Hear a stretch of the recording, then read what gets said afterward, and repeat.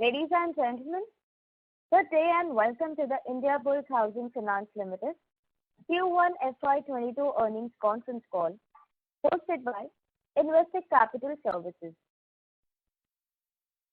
As a reminder, all participant lines will be in the listen-only mode, and there will be an opportunity for you to ask questions after the presentation concludes. Should you need assistance during the conference call, please signal an operator by pressing star then 0 on your touchtone phone. Please note that this conference is being recorded. From the management we have Mr. Gagan Banga, Vice Chairman, MD and CEO, Mr. Ashwini Hooda, Deputy Managing Director, Mr. Sachin Chaudhary, Chief Operating Officer, Mr. Mukesh Garg, Chief Financial Officer, Mr. Ashwin Malik, Head Treasury, Mr. Ramnath Shenoy, Head IR and Analytics, Mr. Vikesh Gandhi, Head Market, Mr. Hemal Zaveri, Head Banking. I now hand the conference over to Mr. Gagan Banga. Thank you, and over to you, Mr. Banga. Thank you. A very good day to all of you and welcome to the earnings call of the first quarter of fiscal 21-22. I hope all of you and your families are doing well and are safe. Kindly bear in mind that most of us are taking this call from our homes. Therefore, we request that you restrict yourselves to high-level questions. Granular numbers beyond the ones detailed in the earnings update or on this call can be taken directly from the investor relations team by emailing them. Since our last call post our quarter 4 fiscal 21 results in May, the COVID-19 pandemic situation in the country has fairly normalized. The country as a whole has seen continuous fall in the number of new cases reported, and restrictions on movements have been lifted to a large extent in most of the states. Scientists and doctors continue to warn us of an impending third wave, but given the extent and pain in the country, it is expected that any rise in infections will not be as widespread as during the second wave. At IBH, over 80% of our employees have taken at least the first dose of the vaccine, and all our branches are now operating following strict hygiene checks, sanitization, social distancing norms, and local guidelines. With the economy opening up again in June coupled with vaccination gathering pace, economic activity has rebounded. Our disbursals too have picked up pace from June onwards. Our collection efforts suffered in April and May, dropping to a low of 96%, owing to the lockdowns and consequent restrictions on the movement. It has recovered steadily from June onwards and is now back to 98+% levels. Residential real estate demand, which picked up last year, has continued to gather pace. Property registrations are at an all-time high in most of the cities. Housing sales in the first half of calendar 2021 recorded a 67% year-on-year increase in the top 8 Indian property markets, with strong sales being recorded across price segments after over a decade, especially in the premium segment. Real estate developers too have regained confidence, with residential project launches in the first half of calendar 21 recording a robust 71% YOY increase. Real estate cycles in India are typically at least 6 to 8 years long, and it is after almost 9 years that we are seeing this uptick.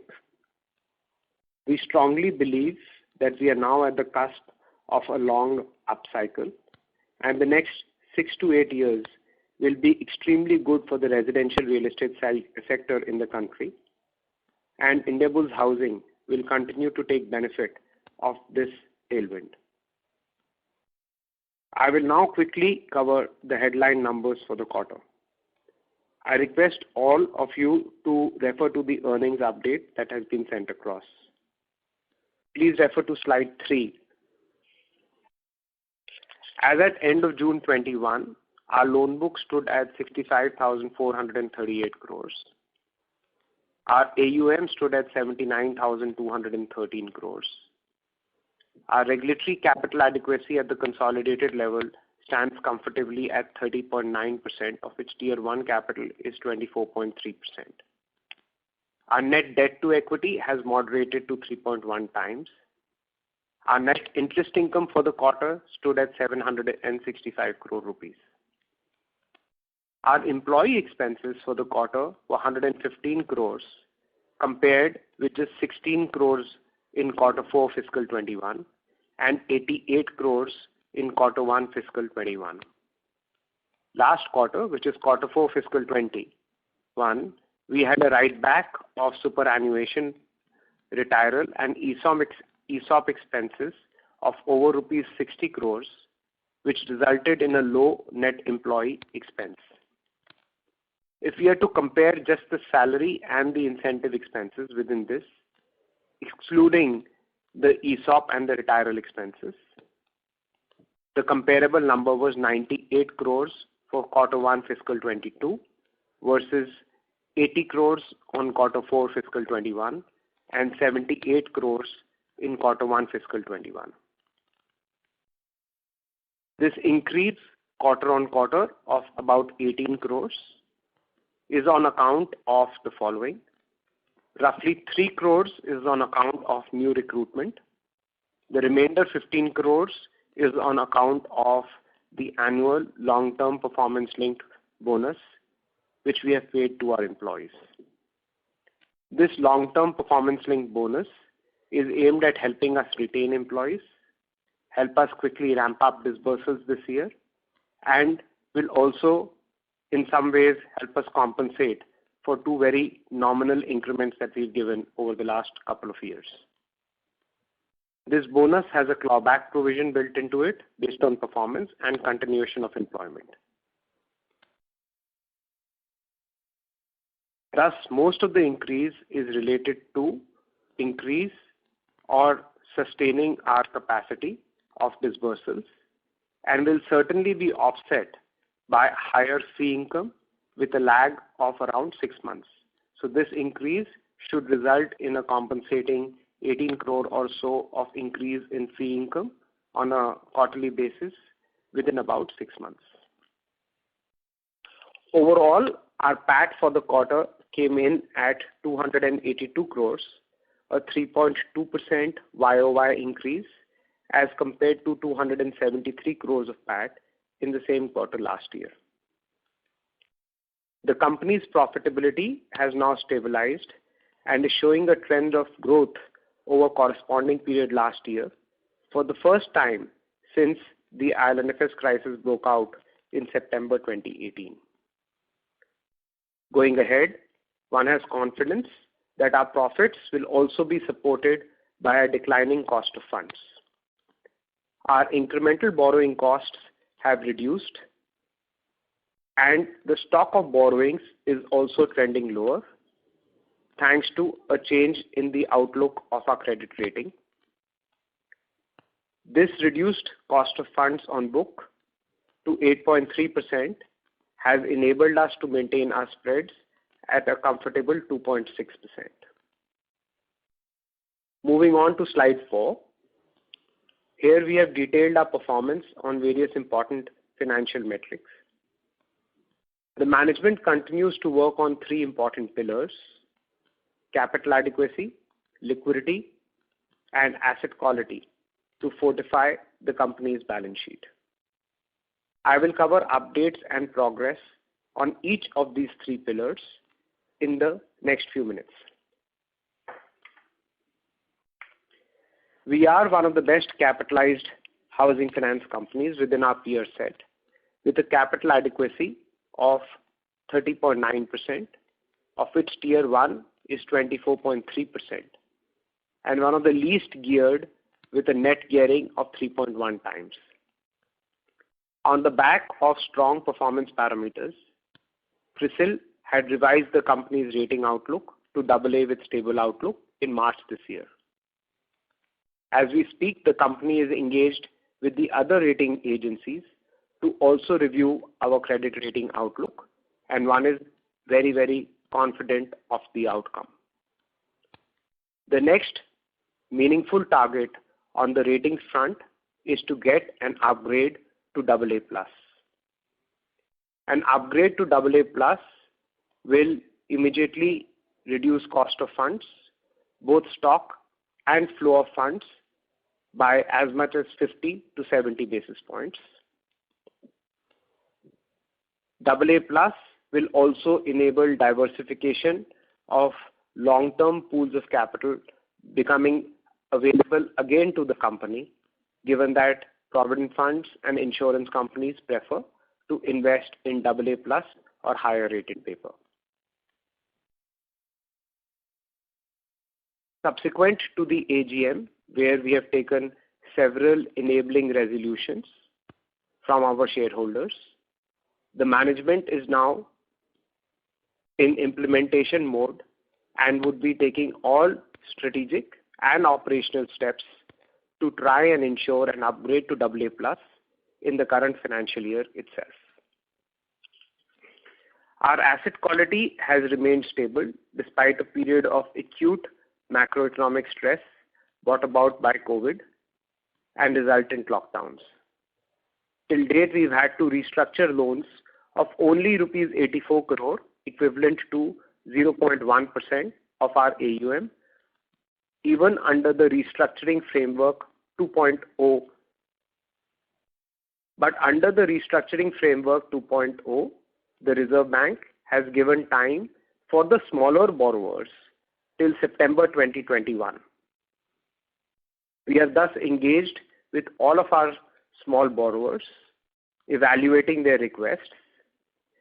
At this point in time, I would like to clearly state we do not foresee any large amount of restructuring being required in the book.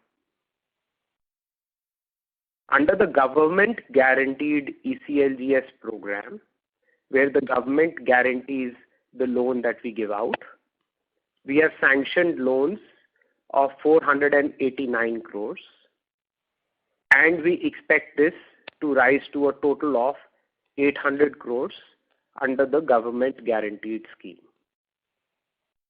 Overall, our portfolio performance has been much better as compared to the industry. That is, besides the fact that we run a secured book, the retail loan book is now well seasoned with an average vintage of the book of about 4 years, given the deep consolidation that the management chose for the company.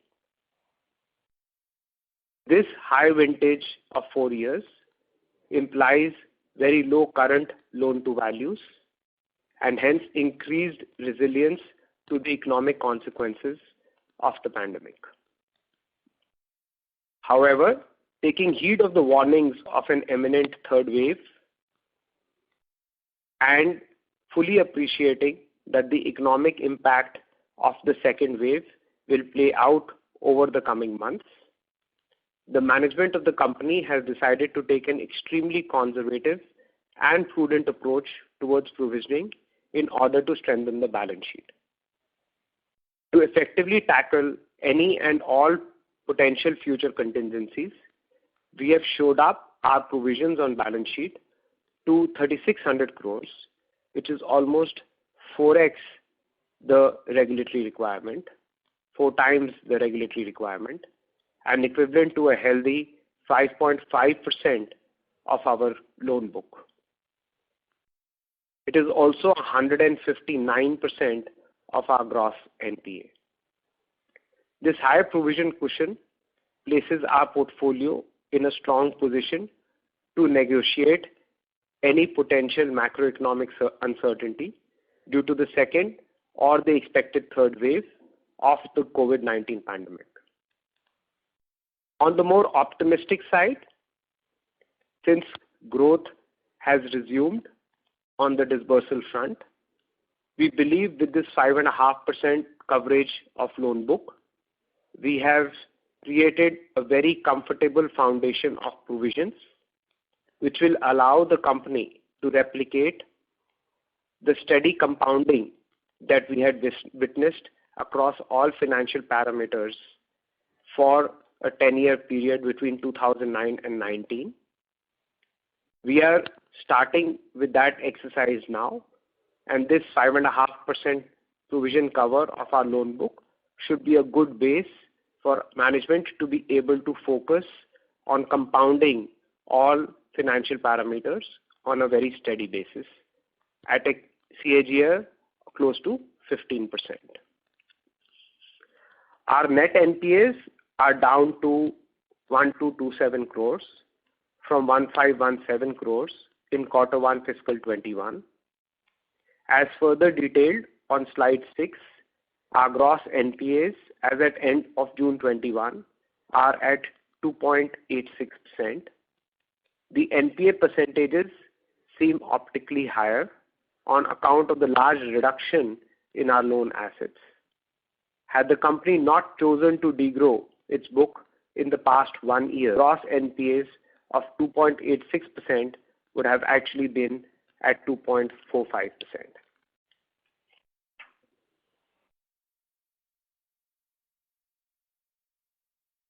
To conclude the asset quality point, we believe our strong provisioning pool, seasoned retail portfolio, and strong demonstrated recovery capabilities will ensure that asset quality will remain stable in the future as well. The guided range for asset quality is plus minus 50 to 60 basis points from where we are. On slide 5, we have given an update on the elements which are at the core of laying the strong foundation of our retail asset-light model. We have been on a path of consolidating our wholesale loan book for the past 2.5 years. Strong sales traction in residential real estate and hence collection in escrow accounts of projects which are hypothecated to us of our wholesale borrowers has put the company firmly on track to reduce its wholesale book by 33% by March 22. Over the course of the last 2 financial years, the company has entered into several structured transactions to enhance the pace of reduction of the wholesale book and also to generate liquidity such that it can continue to disburse for last mile financing of projects which are mortgaged to us. While we have invested over rupees 10,000 crores or nearly $1.5 billion over the course of the last 2 to 3 years, we have achieved a unique opportunity today where most of our projects which are mortgaged to us have either gotten to a stage where they're already at occupancy certificate, have received the occupancy certificate, or would receive the same over the course of the next few months. While there is tremendous sales pickup in the residential real estate market, the consumer tendency is to purchase homes which are nearly complete and not early stage homes. The projects which are mortgaged to us are thus uniquely placed to enhance the sales momentum going forward.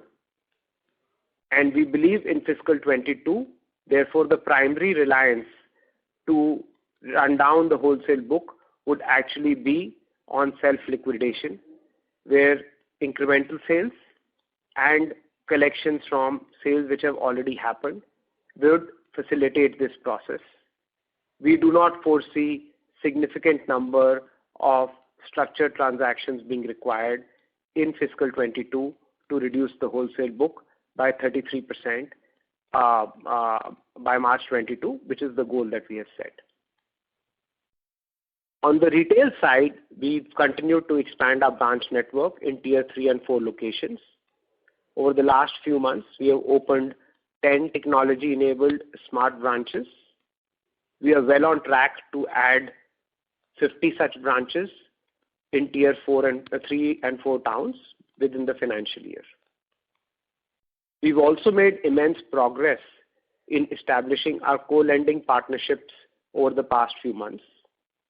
We believe now, given the multiple partnerships we have the widest product offering in our history, where we can afford to offer home loans at rates as low as 7.2%, to MSME loans as high as 14%, with each and every loan being eligible for either securitization or co-lending. On the co-lending side, we have started sourcing loans actively for each of our partnerships. The real-time technology integration is also progressing, and with most of our partners should get completed by the period September to December of this year. So we have all the partnerships in place. We have a very wide product offering, the widest in our history. The sourcing has started in the market, and as we look to scale up, the tech integration is also progressing well. We expect to do meaningful disbursals under these arrangements from the current quarter, which is Q2 fiscal 22 itself. And as I had stated in my previous call, from Q2 fiscal 22 onwards, when we declare our results, we will also be updating stakeholders on the specific co-lending numbers that we've achieved in the quarter. Moving on to our third pillar, the pillar of liquidity and ALM management. We had a liquidity buffer of 11,419 crores. The large part of that was almost 10,000 crores was in unencumbered bank balances and bank deposits, and the balance in government securities, liquid bonds, mutual funds, and commercial paper. As part of our ALM management, we had updated that 66% of the bond repayments of 6,576 crores coming due in September, we've already completed buyback or an effective build-up of treasury stock, thus nullifying any additional outgo of cash from here. We've also complied with the debt redemption fund requirement of creating 15% of total maturity of bond. Thus, now the additional liquidity requirement is minuscule, which will not move the needle in our liquidity buffer. So we moved on from this one lumpy repayment that we had to continue to leverage our liquidity buffer to build further credibility. We believe our strong buyback/repurchase program of 6,000 crores has gone down well with our lenders. In order to continue to move on that momentum, and given the fact that we have a repayment of $350 million of worth of dollar bonds falling due in May 22, we have done something very unique where we have created voluntarily a reserve fund for repayment of these dollar bonds. The company will periodically transfer a sum totaling to 75% of the total maturity proceeds of these bonds in 3 tranches of 25% each to a debt repayment trust managed by our lenders repayment trust of IDBI Trustee. IDBI Trustee will utilize these funds towards the scheduled redemption of these bonds. We've already transferred the first tranche on 4th August, and the second and the third will be transferred on 4th November and 4th February. These bonds are fully hedged. Thus, the INR liability of 2,730 crores will be made in May 22, of which 2,047 crores will come from the reserve fund, and we will transfer the balance of 682 crores in May. The IDBI trustee has already notified Citicorp International, which is the dollar bond trustee, and we believe Citicorp would have in turn informed all the bondholders via the Euroclear and Clearstream system.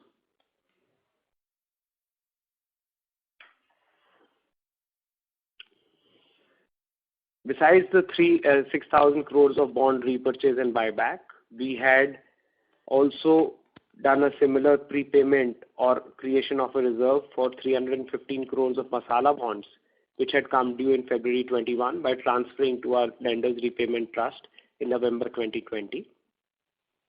We will continue to follow this proactive approach towards our ALM management and continue to leverage a strong capital position and comfortable level of liquidity. I'm sure this will also provide comfort and confidence to all stakeholders and further strengthen the company's credentials.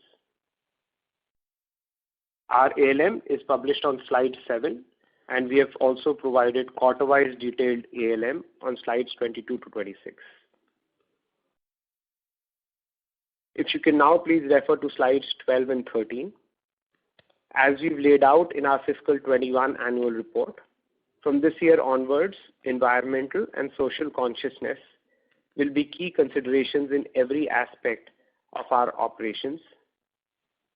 We are engaged with leading ESG rating institutions to further formalize, benchmark, and measure our ESG approach. Doing so, we are confident that the targets that we have laid out for this year as well as over the next 10 years will be met, and we will continue to improve our operations such that we adhere to ESG best practices. These targets have been detailed on slide 13. Despite the first 2 months in the quarter being a washout due to the second wave, we have made considerable progress in terms of disbursals in June, which has further gained momentum in July. We have now stepped on the gas pedals to increase our retail disbursals through our new asset-light business model, our co-lending partnerships, which are in place. We are increasing our manpower and opening new tech-enabled branches. The macro on the residential real estate demand is also very strong. Barring any significant adverse economic consequence that an impending third wave of COVID may have on the economy, we are very optimistic and confident about our future growth. The management team continues to focus on fortifying the balance sheet and making sure our principles around asset quality, liquidity, and capital we continue to get stronger on.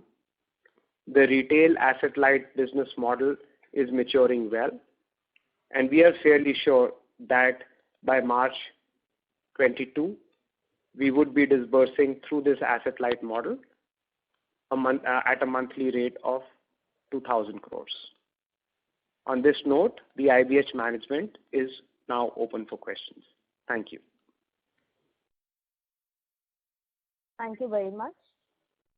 We will now begin the question and answer session. Anyone who wishes to ask a question may press star and 1 with a touchtone telephone. If you wish to remove yourself from the question queue, you may press star and 2. Participants are requested to use handsets while asking a question.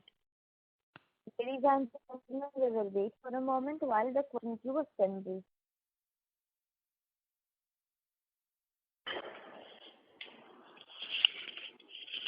The first question is from the line of Abhiram Iyer from Joyce CIB Center. Please go ahead. Yeah, hi. First of all, congrats on the results. I had 2 quick questions. One was primarily pertaining to a reversal of provisions which were made under an NBH guidelines of 825 crores. Could you just elaborate a bit on that? And the other question was the increase in total provisions. So I believe that the increase has been around 1,200 crores over the last quarter. could you let me know where the impact of this is would be seen from, say, the income statement perspective? Because I think the total impairment on the income statement is around close to like 200 crores rather. Yeah, sure. So there is an enabling provision of the National Housing Bank, which we have taken use of to create a base. It is merely an additional provision that we have created. We have not utilized any of that provision in order to have a strong base. As a consequence of this, the total provision buffer has moved up to 5.5%. The 825 crores plus 200 odd crores, there would also be some deferred tax advantage that the company will get. That would add up to another 200 odd crores. That is how we would have had a total increase of around 1,200 crores in our provision pool. We have not utilized any of that. We have just taken advantage of the enabling provision under the National Housing Bank guidelines, which are now the Reserve Bank of India guidelines. Got it. Thanks for the clarification. Thank you. Thank you. The next question is from the line of Craig Elliott from NWI Management. Please go ahead. Good afternoon. Thank you so much for the presentation and congratulations on the great results. A couple of questions. One is, if you could provide a little bit more color on the credit quality as we were hopeful sail out of the second wave, and you seem to have a pretty good amount of confidence that if there is a third wave, it won't be quite as bad. So just a little more texture on your thoughts there. Number two, you mentioned very good progress with credit agencies and your goals there. You mentioned unlocking insurance companies as potential investors. Would the mutual funds also be sort of linked to further credit rating improvements, or are there other factors? And then you mentioned great results as well, progress on the co-lending agreements. Anything specifically related to HDFC? So thank you very much for the three questions. Yeah, thanks for always supporting us, and I'll take these questions one by one. As far as credit quality is concerned, as we mentioned, April and May were difficult months for collections, both keeping in mind the safety of our own employees as well as adherence to the local guidelines. We could not really move out, and repayment instruments which were not getting honored by our borrowers, we could not do any sort of field collections on them. We also continue to be hampered, and that hampering continues till date by the fact that several courts in India have barred lenders from taking possession of homes where we have completed the process of taking possession, which is a 6 to 9 month process, but we are technically barred as of right now from taking possession. On the wholesale side, the entire IBC process is also going extremely slow, with new cases not really getting admitted. So these are some of the limitations as far as asset quality is concerned. The good news is, despite these limitations, we've been able to keep the asset quality in check. There has been an insignificant movement in our gross or net NPAs. Slowly now, various courts are lifting these restrictions as the country emerges from the second wave impact of COVID. And optimistically speaking, what we have already classified as NPA or done a technical write-off on, we should see a hastened speed of recovery over the course of the next 2 to 3 quarters. As more and more states open up and remove these restrictions, as well as physical courts start sitting.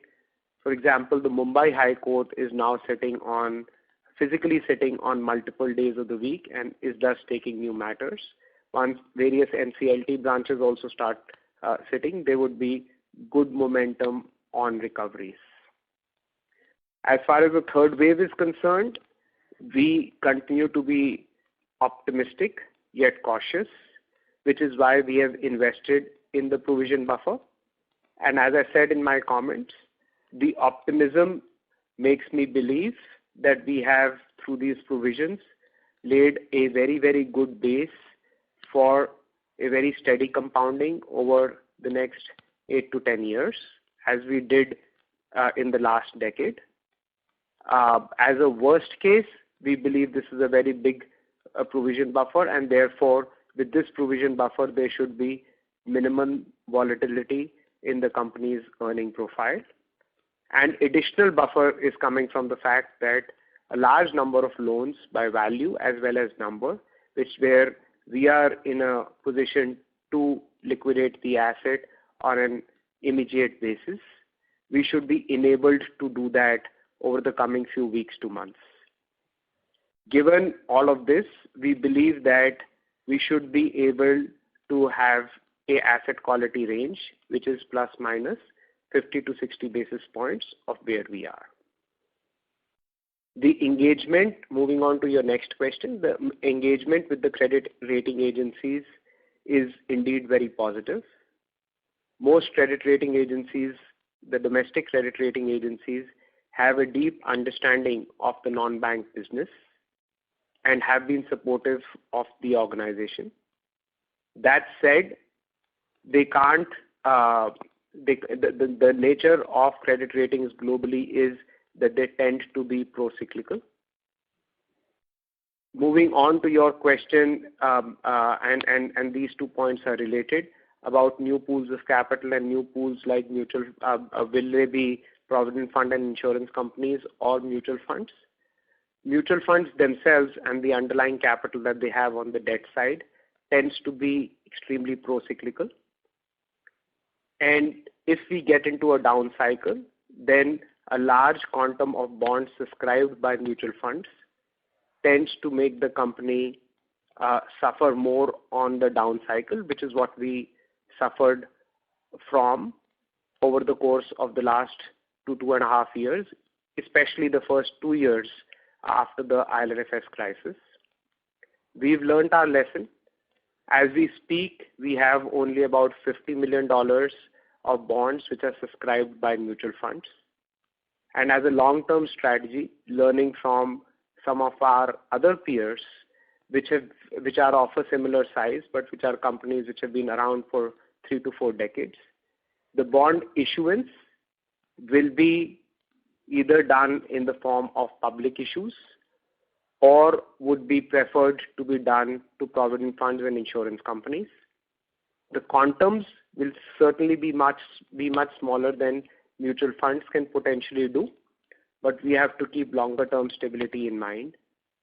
With all the good intentions that fund managers have, if they're facing redemptions, they have no option, and we wish to keep ourselves away from that trap.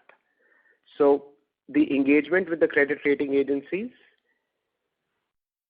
and the positive results that one is confident of should enable 2 things for us: reduce our cost of funds by anywhere between 50 to 70 basis points on flow.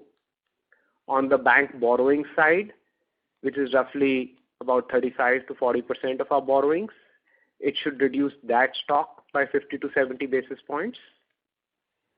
And it should diversify, and the diversification would be focused more towards insurance companies, provident funds, retail investors, and high net worth individuals, and not really be focused towards mutual funds.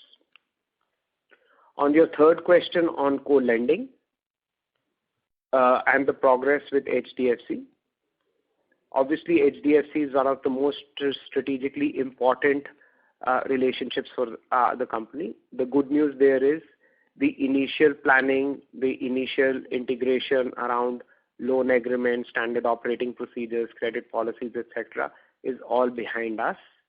And as of last week, we have actively started sourcing cases in the market.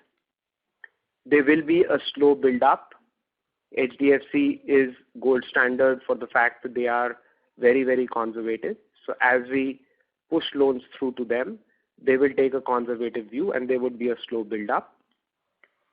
Similarly, with our other partnerships also, we are now in the market and fairly well progressed on the technology integration side, which is almost like a prerequisite for this whole model to scale up. One is quite confident that with all of our co-lending partners, between the months of September to December, we would be on a real-time technology interface. And that would really be the base for a long-term sustainable scale-up in numbers. In the meantime, we will continue to do business with the processes and the tech enablement that we have already achieved, and we will start reporting these numbers to you from this quarter onwards. Thank you. I hope I answered your question. Thank you. You did. Thank you very much. Appreciate it. Thank you. Stay well. Thank you. The next question is from the line of Prashant Sridhar from SBI Mutual Fund. Please go ahead. Hi, thanks. I have two questions. One on asset quality and the co-lending agreement. So on asset quality, if we look at the FY21 annual report, the stage 2+3 is almost 35%, which seems quite high for an HFC. So maybe we could throw some more color on how this would be today segment-wise, and whether we've sort of had a move to stage 2 because of higher provisions. That would be helpful. And on co-lending, so what percentage of the P&L do you expect would come from the co-lending fees, or if you could guide towards that? That's it from my side. Thank you. Yeah. On the asset quality, since the company is an NBFC and NBFCs follow Ind AS, so our ability to be able to create provisions are largely constrained by the ECL model, and given the low loss given default, the ECL model will enable on an ongoing basis only very, very minimal sort of provisions. This is a reasonably significant constraint. Unlike in GAAP, where you can create very large management overlays, you can have counter-cyclical provisions, etc. All of that is not really technically allowed under the ECL model. Therefore, we have to do, in order to be as a management intent, in order to trap greater provisions, especially in a phase of the kind of volatility and vulnerability that one is seeing, one has to ensure that technically also we are correct. If you look at the stage 2 movement between fiscal 20 to 21, in absolute value, it is insignificant. And we had to keep those assets in stage 2 in order to ensure that we don't let go of any of the provisions. This is a time for enhancing provisions, not releasing provisions. Thus, we have done three things. One, we have created a larger pool of stage 2 assets. Within that, we have not really looked at doing any sort of restructuring. And the third thing that we are doing is wherever we are seeing stress, we are taking larger provisions, either by technically writing them off or by enhancing the stage 3 provision coverage, which has also now gone up to almost 45%. Between these three, I feel we have a very, very comfortable position, and thus, irrespective of the near-term volatility which a wave 3 may bring out, I've been able to articulate a guidance of plus minus 50 to 60 basis points on the gross NPA side. As far as co-lending is concerned, it is early days. The volumes are picking up. We expect as a first milestone 30% of our disbursals to be under the co-lending model by March of 22.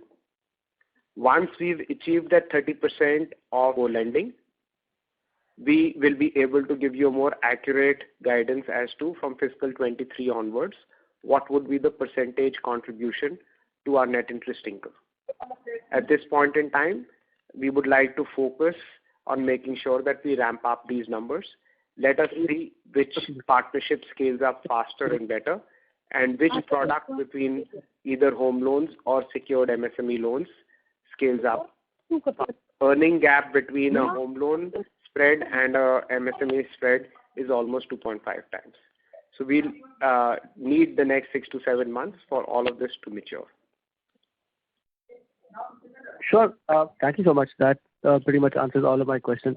Just one addition. How would this stage 2 and 3 look across the home loan, LAP and other segments? Yeah, there would be a greater concentration on the wholesale assets in stage 2. So it would be something like a 50-30-20 sort of a contribution between wholesale assets, LAP assets, and home loan assets. Sure. Thank you so much. Best of luck. Thank you. Thank you. The next question is from the line of Un Jin Ching from HPS Investment Partners. Please go ahead. Hello, hi. Thank you for the call, for taking my question. Good quarter. Congratulations on that. Just want to get a quick update in terms of the loans. You mentioned about the 66% of the debt due by December have completed the buybacks or cash reserves. I just want to go back to the fourth quarter when you update with a little bit more details. I think there was about 2,236 crores remaining that was due by September. An ECB loan of $200 million in October 2021, as well as US dollar 250. Just want to get a little bit more color. Has there been more progress in terms of buying back of the 2,236 crores remaining, and on the other loans as well? I know that you already have provided 25% of reserves for the US dollar bonds, but how also is any update on the ECB loan, which is due in October 21st? That's my first question. Yeah. So thanks for your kind words. To answer this, what we are trying to do is do a proactive ALM management and go behind buckets which seem to be apparently bloated. The September bucket was apparently bloated because of the large public issue of bonds that we had done 3 to 5 years ago. And for that, we had gone behind by creating a treasury stock via the buyback program. Since the time that we did the large buyback in April, now the bonds which are being made available to us are at a significant premium. Therefore, it makes no economic sense for the company to be investing in its own bonds at a significant premium. The only other input that I would like to give to you is that aside of the 66% of the bonds that we've already bought back as treasury stock, we have additionally adhered to the local guideline, which requires us to keep 15% of the maturity value of bonds in a lien mark FD towards a debt redemption fund. So we are in compliance of that as well. 66% plus this leaves a very, very minuscule number, which we will need to fund out of our liquidity buffer come September. So that sum of money is really small. The ECB repayment is again just $200 million, so it is not a large sum of money. The next big bunching that we had was in May 22 of $350 million, towards which we have also taken this proactive step, which we've reported to you yesterday, of creating a reserve of 25% and continuing to contribute to that reserve at the rate of 25% every quarter over the course of the next 3 quarters, such that come May, we would again have a very minuscule additional sum of money that we have to take out of our liquidity buffer.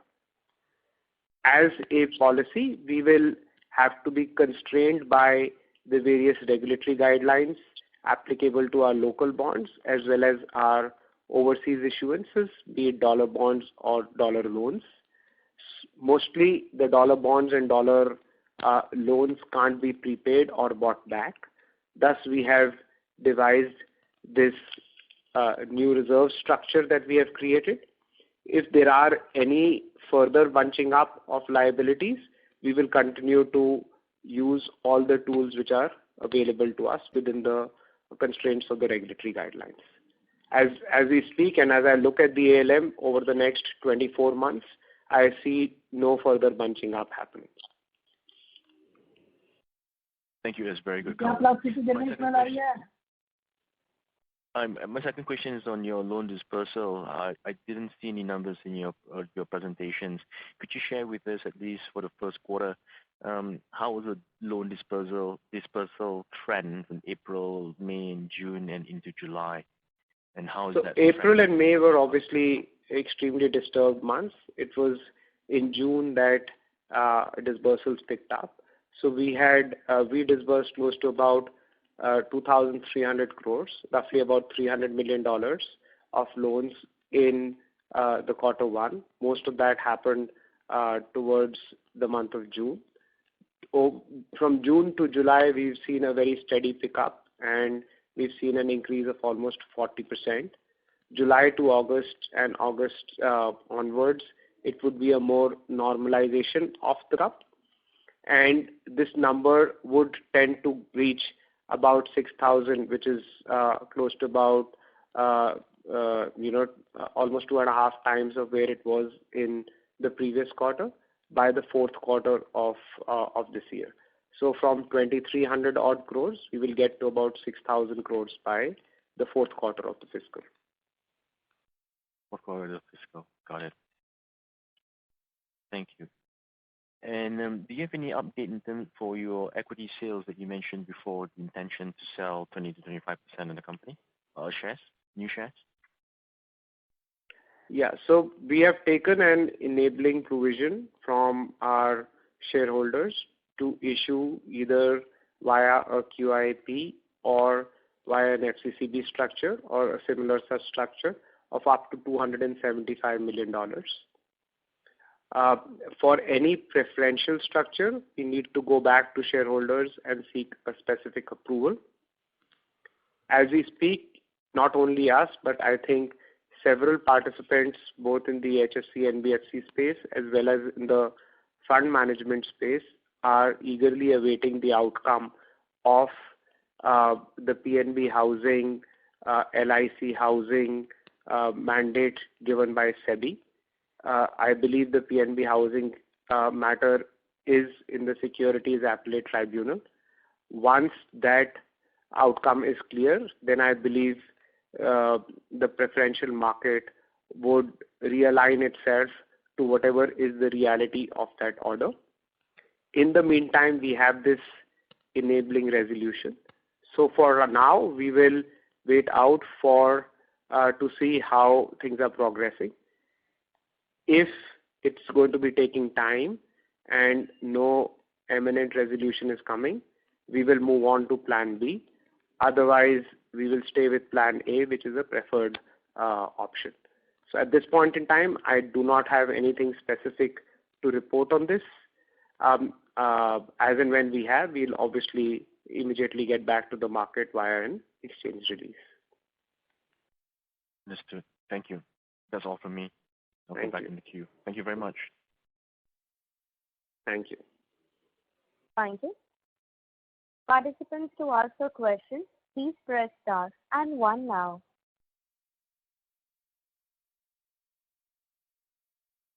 The next question is from the line of Mahendra Kanakia from MK Capital. Please go ahead. Good afternoon to everyone, and thank you for the opportunity. The company is trying to reduce its cost of borrowing. So in this regard, I have a question that what are the reasons that company is not borrowing from the NHB? Like for example, Repco, they are borrowing from the NHB at a very low cost. And second thing is that why the company is not borrowing through the public deposit? So these are my questions. Yeah. Every company, sir, has a borrowing program which is defined by the existing lenders of the company. In the case of Indiabulls Housing, we have historically followed a pari passu charge to all of our lenders, and therefore, given the nuances of borrowing from NHB, where there is a provision for a specific charge and all of that, it becomes a fairly big restriction for the company relative to just going back to our existing lenders and borrowing from them. If we borrow long-term monies, which is 7 odd years, from our long-term debt providers, which is our banks, it tends to come at more or less the same cost that we would get from the National Housing Bank. And therefore, to avoid this operational difficulty, which is a fairly significant difficulty, and one of the reasons why covered bonds also have not been able to get any success in India from NBFCs, we are suffering from that sort of a limitation. As far as the public issue is concerned, we have been one of the largest players in the public issue market in the past. Given the fact that our rating had a negative outlook, we believe that it would have been difficult to give the necessary confidence to the public to have an attractive public issue success. Now that the rating has a stable outlook, one is certainly exploring this route, and at the right time, when the reception is expected to be good. Now with RBI today, for example, clearing up the air and stating that they would continue with an accommodative stance, we believe that interest rates should continue to remain stable, and we will try and utilize this opportunity to come up with a public issue shortly. The credit rating outlook was crucial, and we will, now that we've achieved that, public issue is the next step. Okay. No, my question was regard to the this deposit from the public, not the NCD, the deposit from the public. Sir, since 1987, any company which is incorporated after the year 1987, the Reserve Bank of India has not granted it the license, any company, the license of being able to accept public deposits. I think about 5 or 6 years ago, Reserve Bank of India further tightened the guidelines to say if there is a merger between a deposit-taking company and a non-deposit-taking company, the deposit-taking license will fall off. So we can't go and now get a deposit-taking license because this particular company was incorporated only in 2005. We can't also acquire a deposit-taking company because that license will fall off, and that window is thus not open to us. Okay, got it. Okay then. Okay, thank you. Thank you. Thank you. Participants, to ask a question, please press star. We'll just take one more question and then we'll end this call. Any further questions can be directed to the investor relations team over email. We'll answer them one-on-one. If there is a last question. Thank you. The next question is from the line of Pranav Hinduja from Rare Enterprises. Please go ahead. Hi. Thanks a lot, sir. Thanks a lot for the opportunity. Sir, you mentioned that total restructuring is around 80 crore. Am I right in that? Total restructured book? Yeah. Yes, Pranav. It is around, at this point in time, it is about 80 crores. And what is the pipeline? You don't see that? We don't see a significant increase. We are engaged. We have to report on a bi-weekly basis to the regulator as to what kind of restructuring is happening. Since it is targeted to the smaller borrower, the regulator and the government of India are very clear that they want a solution to flow through the system. So we have to proactively engage. But as we speak, given the fact that restructuring will leave a permanent mark on the credit history of the borrower. Most borrowers are hesitant to go for restructuring, and thus I don't expect any large tick up in this number. But yes, by the end of this quarter, we will have a fair idea of what's going to happen since the provision lapses on 30th September. Right. So can you just give me some color on the wholesale book? So you mentioned in the call that many of them have received or in the process of receiving OC, and also you are in a position to sell some of these exposures. And I think last quarter you guided that 4,000 crore around will be sold. So can you just give me color in terms of how much % of the projects are complete, how much % of projects are have received OC, what is the % of sales that they have achieved? Any color would be really helpful. So 50 to 60% of the projects where they are would either be at OC stage or would be getting OC within the financial year, which is in the next 7 months. So they are at that stage. In order to take advantage of the provision that came out by the Maharashtra government, where if a project which makes sense, where rather than taking advantage of the deferred payment of premium, which is also allowed, you pay the premium upfront and get a discount on the premium. We believe our projects would have been perhaps the largest beneficiaries of that, and we would have spent around 500 crores in paying premium upfronts because we see a large number of these projects getting completed over the course of the next 1 year. So most or a majority of the book is at that stage. There about 20-25% would be about a year to year and a half away from OC, and the balance will be 3 to 4 years, which is early stage projects. Perfect, sir. And how much % of these have been sold? Like, say, on an average, where a project is close to achieving OC, that number would be about 70%, and for an early stage project, it will be close to about 30%. Perfect. And all these are in tier 1 cities? These are all either in the National Capital Region or in Mumbai, Pune, Bangalore, Hyderabad, and a very, very, very small number in Chennai. Thanks a lot for patiently answering all my questions, sir. Thank you. Thank you. Thank you. Thank you, everyone. And if there are any further questions, then we'll be happy to take them one-on-one over email. You also have our telephone number, so you can call us, and we are happy to take the call. I have to jump into another call. Thank you so much, and we look forward to speaking with you next quarter. Bye. Thank you. On behalf of Investec Capital Services, that concludes this conference.